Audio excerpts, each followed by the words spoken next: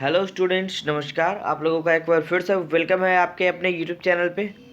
तो चलिए आज के इस नए टॉपिक को हम लोग स्टार्ट करते हैं। तो आज हम लोग पढ़ने वाले हैं हमारे पॉलिटिकल साइंस।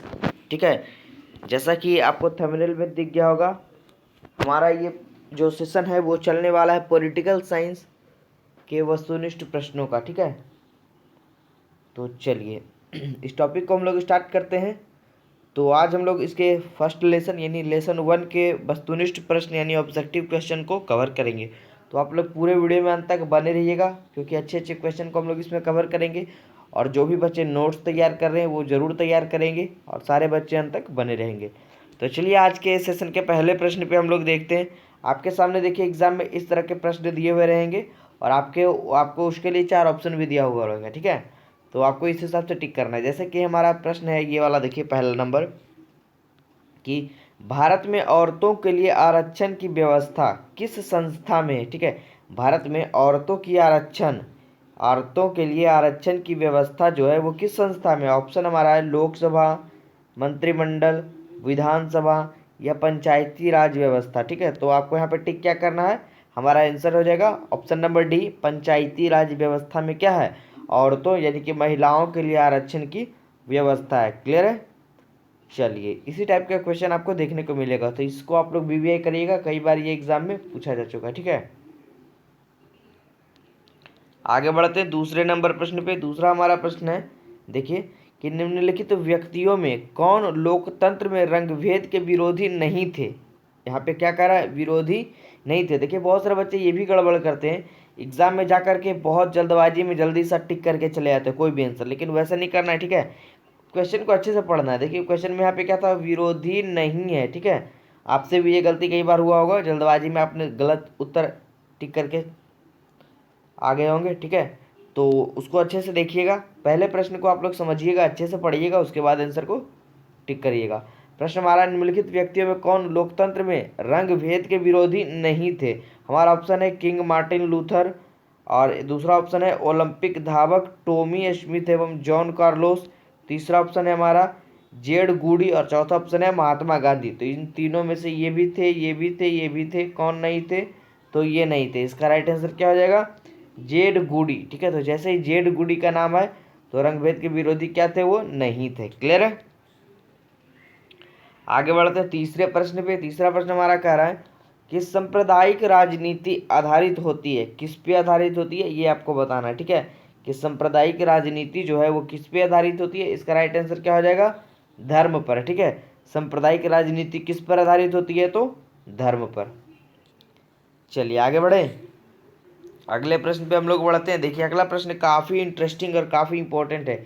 इसमें हम लोग 3 प्रश्नों को कवर करेंगे। ऑप्शन देखिए हमारा ये है क्वेश्चन मिलान करने के लिए। ठीक है, हिंदुस्तान, तो इसका मिलान हम लोग ने किया, धर्मनिरपेक्ष एक देश है। ठीक है, पाकिस्तान, यहाँ पे देखिए पाकिस्तान में कौन सा है, इस्लाम, और इंग्लैंड में क्या है, प्रोटेस्टेंट। ठीक है, अच्छे से पढ़िएगा, देखिए प्रोटेस्टेंट।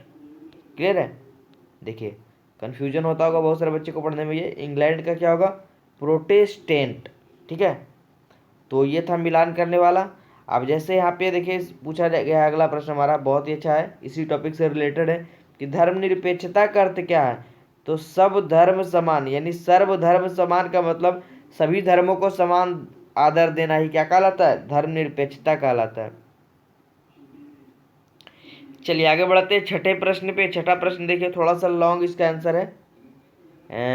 देखिए हमारा प्रश्न है कि जब हम लैंगिक विभाजन की बात करते हैं तो हमारा अभिप्राय क्या होता है, किससे हमारा अभिप्राय होता है। ठीक है, ऑप्शन हमारा है स्त्री और पुरुष के बीच, जैविक अंतर के बीच, समाज द्वारा स्त्रियों और पुरुषों को दी गई असमान भूमिका के द्वारा। ठीक है, तीसरा हमारा है बालक और बालिकाओं की संख्या का अनुपात, या चौथा हमारा है लोकतांत्रिक व्यवस्था में महिलाओं को मतदान का अधिकार ना मिलना। तो जब हम लैंगिक विभाजन की बात करते हैं तो इन 4 ऑप्शन में क्या होगा, हमारा अभिप्राय किससे होता है मेन रूप से, तो हमारा राइट आंसर हो जाएगा बी नंबर, कि समाज द्वारा स्त्रियों और पुरुषों को दी गई असमान भूमिका के बारे में जो है वो लैंगिक विभाजन बात करता है। क्लियर है। चलिए आगे बढ़े, आगे बढ़ते हैं हम लोग 7वें प्रश्न पे। 7वां प्रश्न हमारा कह रहा है कि भारतीय संविधान के बारे में इनमें से कौन सा कथन सही है, ठीक है। भारतीय संविधान के बारे में इनमें से कौन सा कथन सही है? ऑप्शन हमारा देखिए, यह धर्म के आधार पर भेदभाव की मनाही करता है, यह एक धर्म को राजकीय धर्म मानता है, यह बनाता है, लोगों को कोई भी धर्म मानने की आज़ादी नहीं है, या महिलाओं को मतदान के लिए अधिकार का अभाव है। तो हमारा राइट आंसर इसमें क्या हो जाएगा? ए नंबर, कि यह धर्म के आधार पर भेदभाव की मनाही करता है, ठीक है। हमारा देश जो है उसके संविधान में ये कहा गया है कि हमारे देश में सभी धर्मों को क्या करना है? समान आदर देना है, ठीक है। यानी कि मतलब धर्म के आधार पर भेदभाव नहीं करना है। क्लियर है यहाँ तक? चलिए आगे बढ़ते। देखिए अगला प्रश्न काफ़ी अच्छा है, इसको वीवीआई करिएगा, कई बार एग्जाम में पूछा है कि लिच्छवी गणतंत्र जो है भारत के किस राज्य में अवस्थित है या उपस्थित है, मतलब है। तो राइट आंसर क्या हो जाएगा? लिच्छवी कहाँ है भारत के किस राज्य में? तो बिहार में, ठीक है। चलिए लिच्छवी जो कि वैशाली के बगल में है। आगे बढ़ते 9वें प्रश्न पे। 9वां प्रश्न हमारा कह रहा है कि भारतीय संविधान के बारे में कौन सा कथन गलत है? देखिए हमारे पास 4 कथन के द्वारा ऑप्शन है, ठीक है। ऑप्शन के द्वारा ये दर्शाया गया है। पहला हमारा ऑप्शन है कि यह धर्म के आधार पर भेदभाव की मनाही करता है। तो ऐसा बात नहीं है, ये तो सही बात है, करता है। यह एक धर्म को राजकीय धर्म बनाता है। तीसरा हमारा है सभी लोगों को कोई भी धर्म मानने की आज़ादी है, और किसी धार्मिक समुदाय में सभी नागरिकों को बराबरी का अधिकार देता है। तो ये तीनों टॉपिक तो सही बात कह रहा है, लेकिन ये जो हमारा वो बिल्कुल ही गलत बात कह रहा है। तो इनमें से कौन सा कथन गलत है? तो ऑप्शन नंबर बी जो है वो गलत है, क्योंकि यह धर्म को राजकीय धर्म बनाता है, ठीक है। ऐसा बात हमारे संविधान में नहीं कहा गया है। चलिए आगे बढ़ते हैं 10वें प्रश्न पे। 10वां प्रश्न हमारा कह रहा है, बस आप लोग प्रश्न को अच्छे से समझते जाइएगा। देखिए 10वां कह रहा है, सामाजिक विभाजनों को संभालने के संदर्भ में इनमें से कौन सा कथन लोकतांत्रिक व्यवस्था पर लागू नहीं होता है? ऑप्शन हमारा लोकतंत्र सामाजिक विभाजनों को हल करने के लिए सबसे अच्छा तरीका है। दूसरा हमारा लोकतंत्र सामाजिक विभाजनों के आधार पर समाज को विखंडन की ओर ले जाता है। और लोकतंत्र में विभिन्न समुदायों के लिए शांतिपूर्वक ढंग से अपनी शिकायतों का जाहिर किया करना संभव है। और चौथा ऑप्शन हमारा है कि लोकतंत्र में राजनीतिक प्रतिद्वंदिता के कारण सामाजिक विभाजनों की छाया राजनीति पर भी पड़ सकती है। तो इसका राइट आंसर क्या हो जाएगा? ये वाला देखिए, लोकतंत्र सामाजिक विभाजनों के आधार पर समाज को विखंडन की ओर ले जाता है, ये हो जाएगा इसका राइट आंसर। आप लोग जानते होंगे लोकतंत्र की परिभाषा क्या होती है? लोकतंत्र जो होती है जिसमें जनता का शासन होता है, और जनता के द्वारा जनता के लिए ही शासन होता है। क्लियर है? ये आपने पढ़ा होगा, नहीं पढ़ा है तो हमारा लघु उत्तर ये वाला जो सेशन आएगा उसमें आप लोग अच्छे से पढ़ लीजिएगा, ठीक है।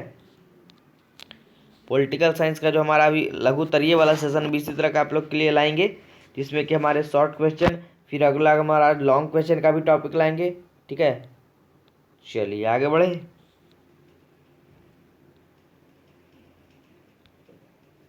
चलिए आगे हम लोग, हमारा ये लास्ट क्वेश्चन है आज का, ठीक है। तो ये लेसन हमारा थोड़ा छोटा था, अध्याय 1, जिसमें कि बहुत ही कम ऑब्जेक्टिव क्वेश्चन थे, तो हम लोगों ने उससे निकाल कर ये वस्तुनिष्ठ प्रश्न को लाया है। प्रश्न हमारा आज का लास्ट है कि सांप्रदायिक राजनीति के अर्थ से संबंधित निम्नलिखित कथनों पर गौर करें, और सांप्रदायिक राजनीति किस आधार पर आधारित है ये आपको बताना है। ऑप्शन हमारा है कि एक धार्मिक समूह का प्रभाव बाकी सभी धर्मों पर कायम रखने में शासन की शक्ति का प्रयोग नहीं किया जा सकता है, धर्म एक दूसरे से श्रेष्ठ है। तीसरा है विभिन्न धर्मों के लोग समान नागरिकों के रूप में खुशी खुशी साथ रहते हैं। और चौथा ऑप्शन हमारा है एक धर्म की अनुयायी एक समुदाय बनाते हैं, ठीक है। तो इसमें राइट आंसर हमारा क्या हो जाएगा? ऑप्शन नंबर बी, ठीक है। इस सांप्रदायिक राजनीति के अर्थ से संबंधित निम्नलिखित कथनों पर गौर करें, तो ये इसका राइट आंसर क्या हो जाएगा? एक धर्म दूसरे से क्या है? श्रेष्ठ है। क्लियर है? तो चलिए आज का ये सेशन यहीं तक था, काफ़ी शॉर्ट ये लेसन था। तो आज के इस लेसन में हम लोग इतना ही वस्तुनिष्ठ प्रश्न को पढ़ेंगे। उम्मीद है मुझे कि सारे बच्चे को अच्छा लगा होगा ये वाला टॉपिक।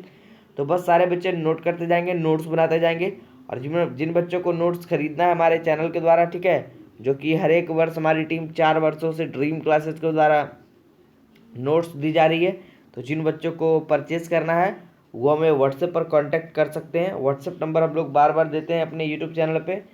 तो वहाँ पे जिन बच्चों को दिक्कत है वो 2021 के लिए आने वाले आगामी एग्ज़ाम के लिए हमारे नोट्स को अभी से ही परचेज़ कर सकते हैं, ठीक है। तो चलिए एक बार फिर से हम अपना नंबर यहाँ पे व्हाट्सएप नंबर प्रोवाइड कर देते हैं, जिन बच्चों को दिक्कत होगी वो वहाँ पर भी कर सकते हैं। ऐसे आप चैनल से भी कर सकते हो, कोई दिक्कत नहीं है।